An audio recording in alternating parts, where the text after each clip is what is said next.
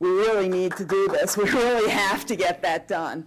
And the state has to recognize that this is one area that is growing at 13% a year, but we still need to prime the pump. And the extension from the discovery to the product is longer in biomedicine than it is in making widgets or in computer programs or in even some of the other high-tech areas that they're fond of investing in, or in energy. It's going to be a faster return in energy than there's going to be in biotech.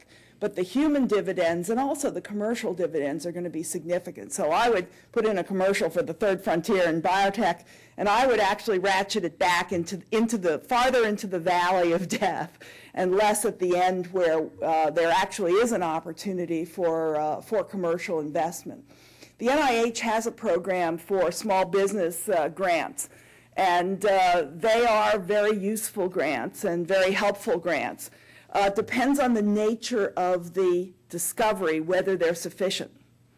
You know, they're substantial, but they may not be sufficient to develop some of the more imaginative programs, and they may not be sufficient to get them fully through clinical trials.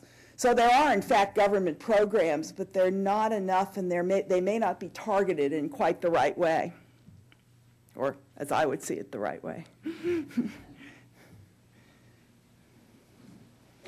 Dr. Davis, first of all, thank you for the leadership and vision you've brought to the school and to the community. We're forever in your debt from that standpoint. My question is, one, simulation centers have been publicized quite a bit. How is the school utilizing the current skills in simulation center you have? And secondly, any comments about the future medical mart and its possible impact on the school? Well, thank you, Vic. I appreciate the kind words.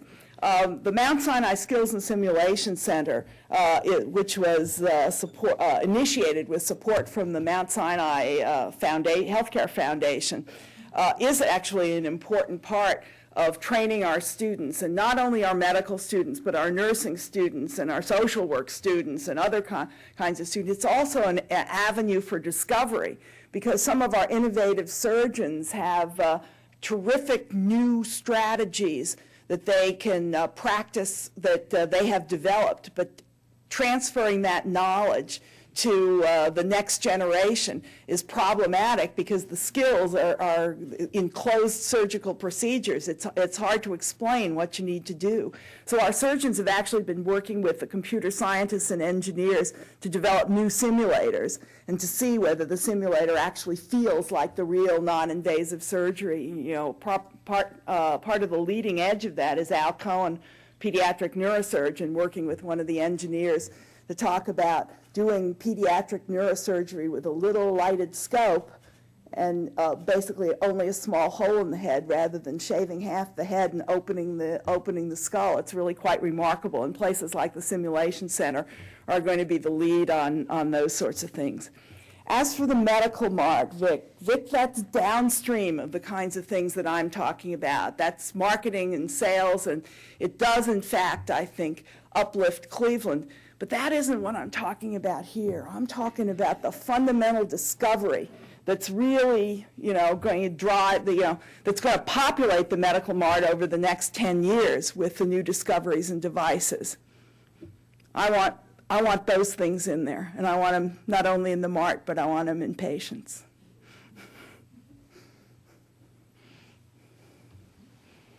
I wonder, sometimes watching television while I'm eating lunch, the number of ads for make them pay.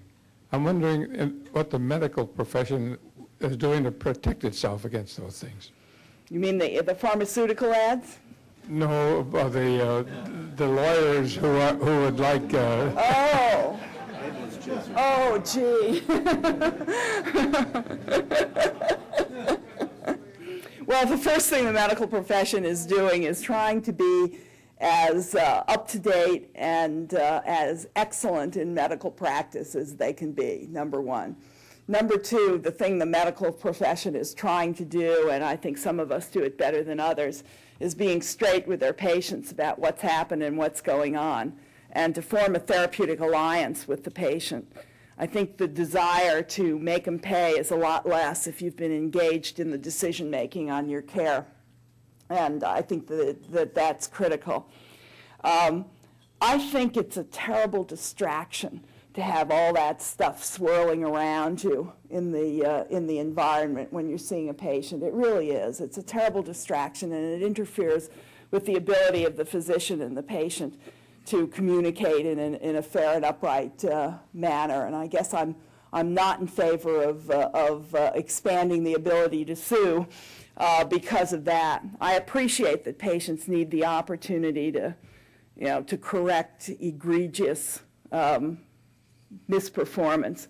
But what we try to teach our students is to form the alliance with the patient and to be honest with them in terms of what's happened, even if what's happened isn't good. I also think we have to educate the public about the difference between mistakes and bad results. I mean, despite the fact that, no matter how much I exercise or eat right or whatever, don't smoke, don't drink to excess, I am still going to die. And, there are, in fact, bad results, and we have to be cognizant of the fact that not every intervention that a doctor makes is going to have a positive outcome. Dr. Davis? Generally, when there's great advances in technology, it reduces prices. However, in the medical field, you've talked about all these great advances in technology, and yet the price of health care is going up, the price of insurance is going up. Why isn't there that same follow-along with increases in technology in the medical field to decrease the price of our health care? It's a really good question. I think I'm not sure I'm enough of a health economist to answer that one. Some kinds of technology are really stunning, but they are costly. And I can tell you, and sometimes it just takes time for the cost to come down. I can tell you for my own gene therapy materials in the first clinical trial, clinical grade DNA that makes the FDA happy, that you've gotten all the nasty stuff out of it, cost $1,000 a milligram. It's our estimate that if we were doing this over with a much higher volume and with the ability to sell it as opposed to support it in a trial, we could get it down below $100 a milligram. So some of it is just the early introduction and the initial costs. But I agree with you that there are some very high costs of technology that are difficult to fathom.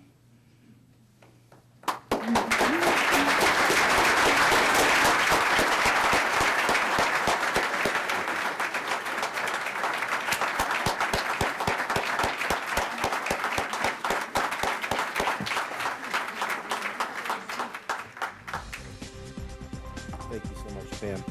Proud to have you part of this community. Today we've been listening to Dr. Pam Davis.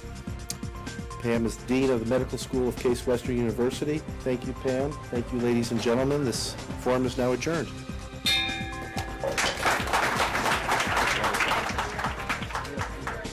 For information on upcoming speakers or for podcasts of the City Club, go to cityclub.org.